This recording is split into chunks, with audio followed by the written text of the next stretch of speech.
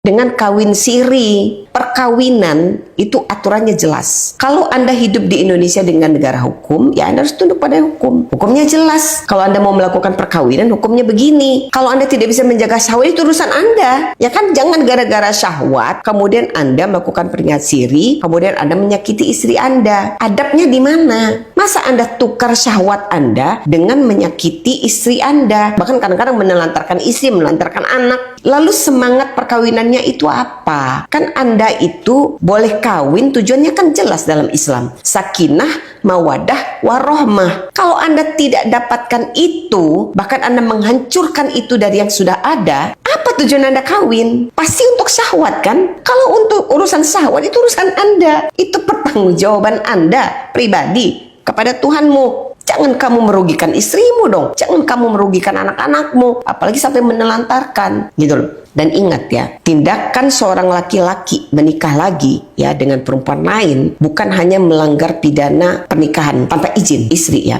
Tetapi juga Anda bisa diancam dengan penelantaran. Akibat dari perbuatan Anda melakukan penganiayaan KDRT secara psikis. Jadi ini tidak mudah. Nah, ini para perempuan ya, sahabat hukum di luar sana harus berani baca peraturannya, harus berani katakan tidak pada perkawinan siri, katakan tidak pada perkawinan yang tanpa izin istri. Bagi laki-laki, jangan pernah berpikir ya akibat dari syahwat Anda, kemudian Anda menikah lagi, Anda selingkuh segala macam, itu Anda harus bertanggung jawabkan secara pidana. Nah, ini perempuan-perempuan harus berani untuk memahami keadaan ini gitu.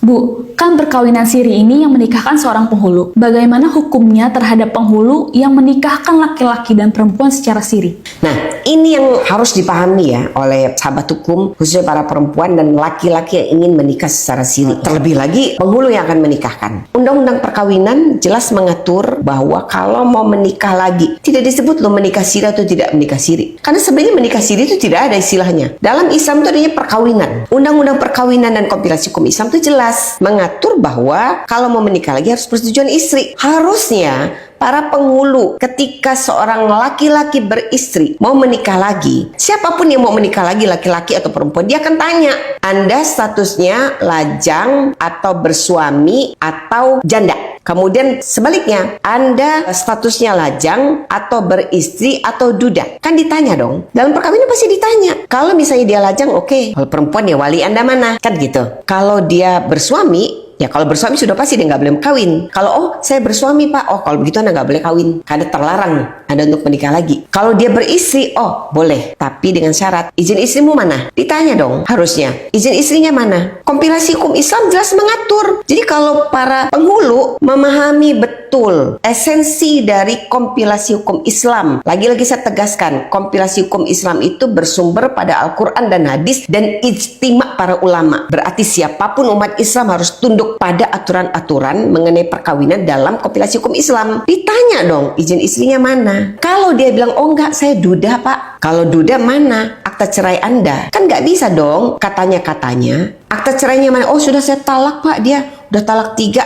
Mana buktinya? Kalau dalam perkawinan itu semua harus terukur. Nah, itu kenapa ada kompilasi hukum Islam, supaya semuanya itu bukan subjektivitas kita mengukurnya, tapi ada panduan yang pokok, yang terukur, yang jelas gitu loh. Supaya nggak membingungkan bagi masyarakat. Jelas aturannya. Kalau kemudian ya akibat kelalaiannya si penghulu ini mengawinkan, lalu di kemudian hari istrinya tahu suaminya menikah lagi secara siri dan tidak perlu ada izin istri,